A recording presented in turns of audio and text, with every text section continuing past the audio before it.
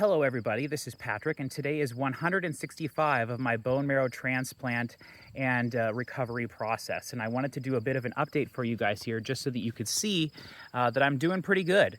It's been 2 months since we moved back to the farm here, and it's been kind of all about settling back into that routine of normalcy. Last week actually was the first week I didn't have to go into the hospital. We're now on a bi-weekly schedule, so I go every other week, and that's been really nice. Today, actually, I had to go into the hospital to get, I just got back a little while ago, but I had to go get 2 infusions. And one of those was my final infusion for a trial drug that I was put on, something that's supposed to help prevent my cancer from coming back, called anotuzumab. And that was a 4-month thing. I did it once every month, and every month it's like a several-hour infusion. And so that's what I was doing today, along with getting some immunoglobulin or something like that to boost my immune system. We had a bit of a scare a couple of weeks ago when we did some scans, and they showed that I might have had possible damage to my liver. And so we went in to see a liver doctor. They said, we want to get a liver biopsy.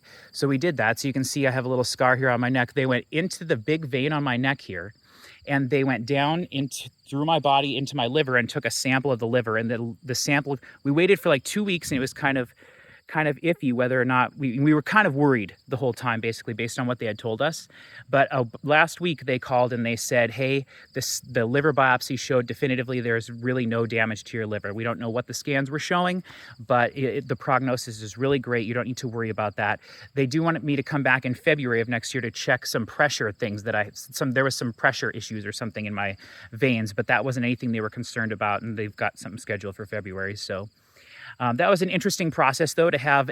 We're now getting towards the tail end of all this stuff. We're winding down off a lot of my medications, and then to have a scare again all of a sudden, I was like, man, this is not what we need. But it was nice to hear that positive news that nothing was wrong. Everything's been going great otherwise. I think that we've been having good luck with everything. I've decided to shave my head and kind of keep it shaved, but I'm too lazy to shave it too often, so I just kind of shave it every week or so. I'm never going to be the kind of guy that does the lather and shave it.